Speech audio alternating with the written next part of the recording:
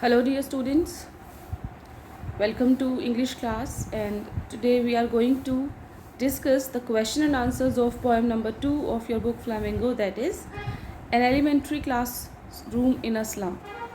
So, first of all, we are going to see short questions. Number 1 is, why did the poet compare the children to the rootless weeds? The poet compares these children to the rootless weeds because these children have no value and identity in the society, as they live in slums which are situated far away from the civilized society, marooned by hell of problems. These children are unwelcomed and unwanted as weeds in crops. Rootless weeds indicates that they are no more expected to survive in this world. So, weeds are said to be valueless. Weeds are said to be having no identity and no importance in the society. Same is with these slum children. They are also unwelcomed. They are also unwanted. So, they are said to be like rootless weeds.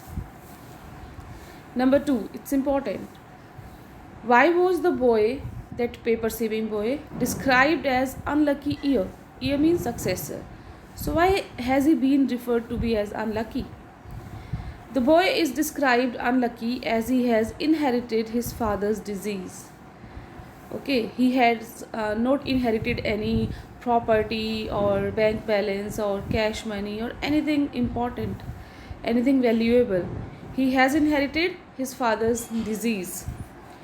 The word here is generally used for inheriting of property or wealth from parents, but this hapless boy inherited the stunted bones disease. Now in the classroom, he is not reciting his lessons from the book, but contemplating over the disease that he has inherited from his father. This disease has taken so much of him that every time he is thinking about this disease, he cannot focus on anything. The poet, in this sense, calls the boy unlucky. Next is, how does the poet explain the conditions of the children in the classroom in slum? Okay, collectively. The poet gives vivid, clear picture of the children in the classroom in a slum. He calls these children as rootless weeds, okay, as they are unwelcomed into the world. Their faces are covered by the uncut and unkempt hair. The unlucky ear who inherited his father's disease, the tall girl who is ill and suffered by the burden of poverty, the tall girl with her weighed down head. So, this is the girl. But apart from this, there is a sweet boy who is unnoticed and different from the rest of the children, is dreaming of squirrel game in a tree room. So, for a change, there is a child who is sweet, who is young, and who is not busy in contemplating over his present condition. No, he is thinking about playing freely like a squirrel outside. This shows that the boy is innocent and unaware of the pains of poverty. He still lives his life. So these three children were described by Stephen Spender. Question number 4. How does the poet explain the condition of the classroom? The walls wear a gloomy look with the sour cream color, as the color of the paint has turned dirty pale yellow and dim because the walls have not been painted recently. The walls truly resemble the sordid, poor state of these children. Apart from this, the walls are decorated with a list of donations and images of Shakespeare's head, cloudless dawn, belled flowery Tyrolese valley located in Austria, a monument, a dome-shaped building with a dome shape on its top, which is the symbol of great learning and progress of civilization, and the world map.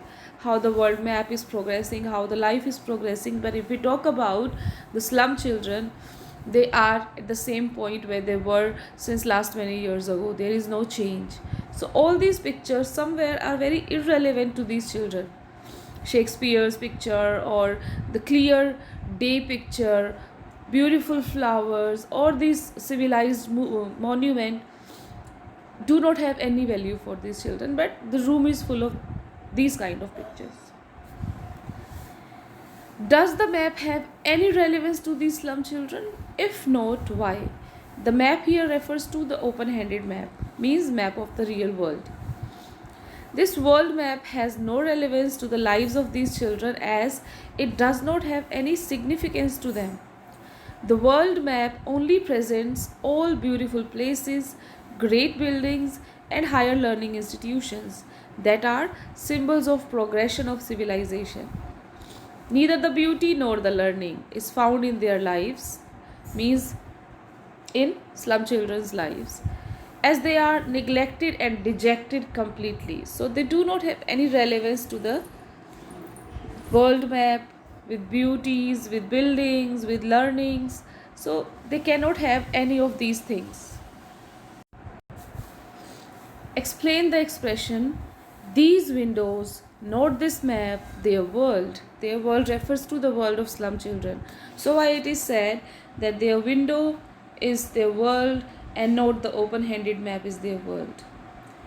The world map that hung on walls is nowhere related to them. It is never related to them as it has not depicted their pathetic condition.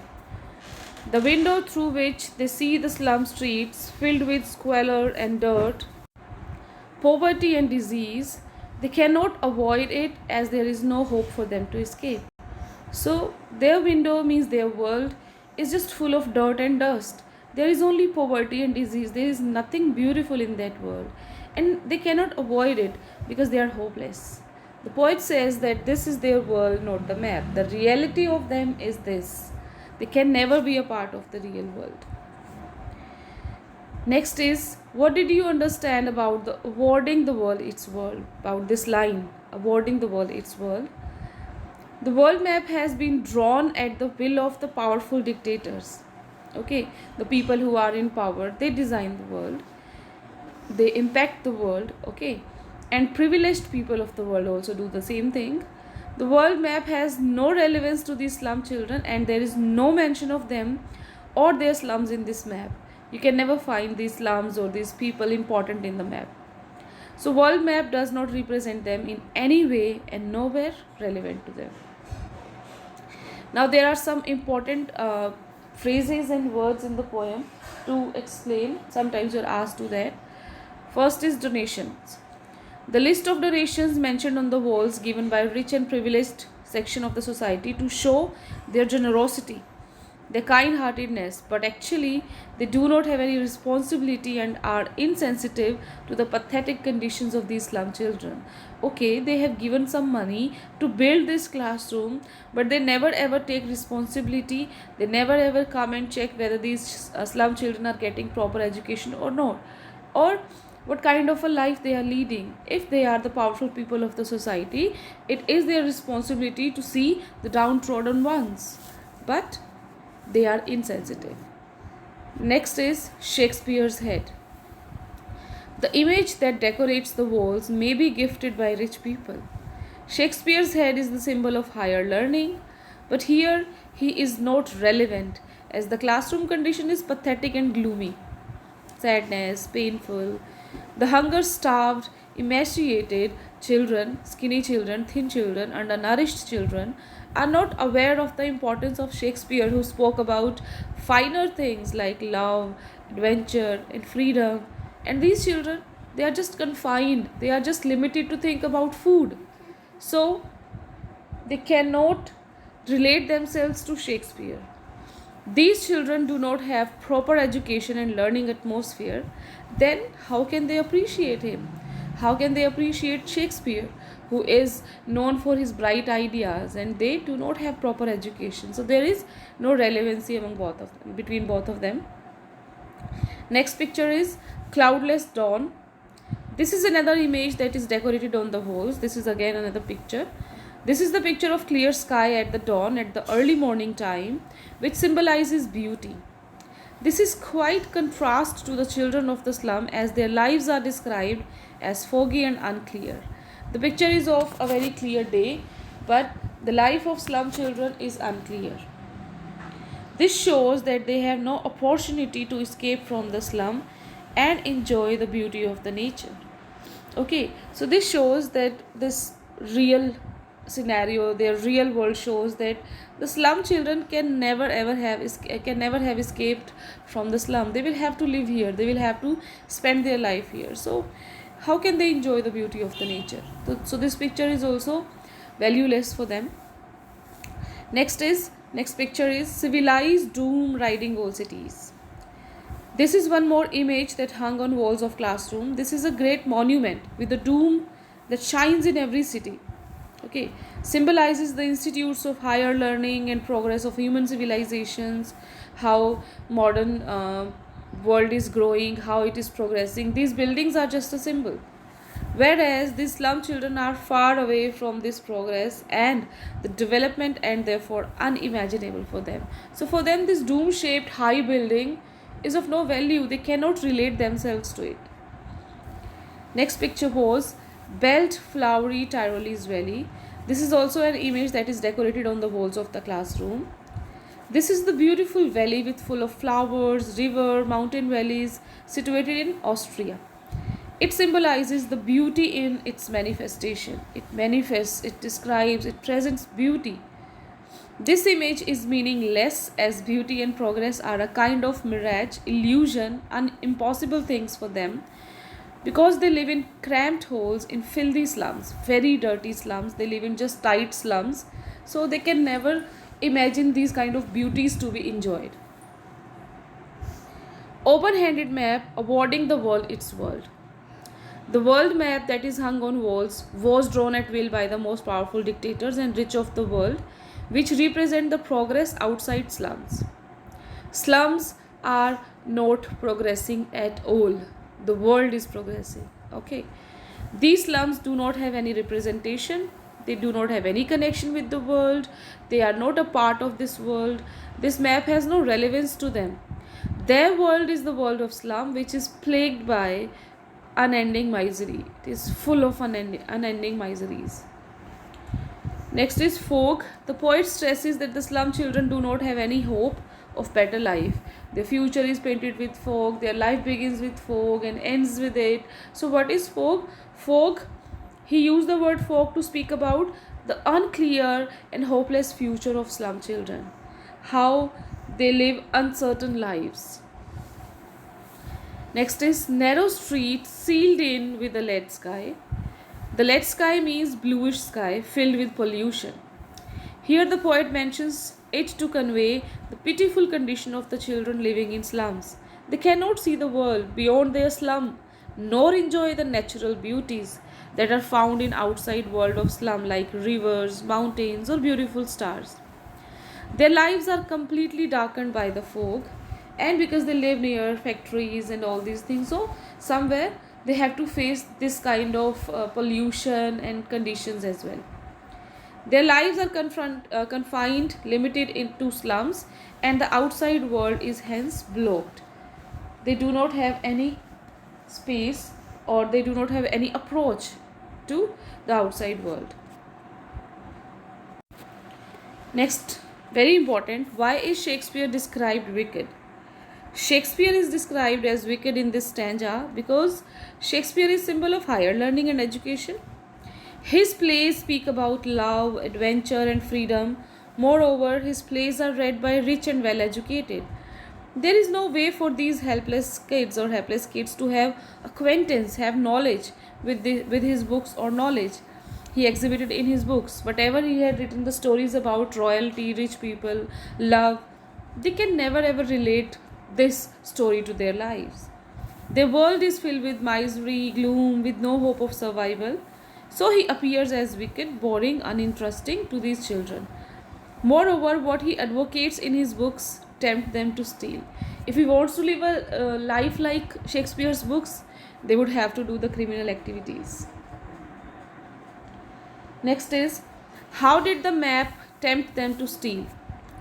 The map that depicts the beautiful things like the great monuments, ships, etc., that are the marvels of modern world, are a kind of temptation to these slum children. The love and adventures spoken in Shakespeare or the sun, which is symbol of freedom, are not found in their lives. Their lives are confined, limited to these slums, having no opportunity to escape from this miserable life. It tells that they are jealous of the world and try to possess what they do not have. So maybe if this line is used that they tempt them to steal, it means they get attracted to have all these things. They get jealous that they also want to have these things, and for this they fall prey to criminal activities. They do stealing and other activities.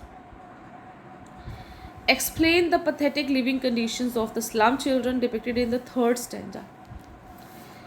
This third stanza gives a vivid, clear picture of the miserable plight, bad condition of the slum children whose lives are confined to small shacks like holes of moles. Okay, they live in slums without any basic facilities, in a very narrow space without facilities. Many of these slums are far away from any kind of development, and government's failures are visible. They just live in very bad condition, and government's failure we can clearly see. The words from fog to endless nights, or skins peeped through bones, or mended spectacles with broken lenses that look like bottle bits, expose the unending sufferings of them with malnourishment, poverty, and hopelessness. If we see just examples of their condition, like they have to, their future is not certain, their life is just foggy, they do not have clothes to wear, their skin is, they are so skinny that their bones are visible, so they have to wear these mended glasses. These are just examples. We can see how poor and how helpless they are. Last question. What do you understand about the phrase, all of their time and space are foggy slum? This phrase refers to the living condition of the children in slums. These places are plagued by hell of problems like malnourishment, poverty, injustice. Their lives are confined to these slums with no hope to escape and no opportunities to live respectable life. They would never ever have a job or education or something like this. They always would have to live here. They cannot move out of these slums and dream big. From morning to daybreak, the slum is the only place where they live and drag on. Okay, they have to drag on their lives. They are not living it, they're just dragging it on. And there are some more important general questions that I'll be sending in documents. See the video and be prepared for this poem. Have a good day.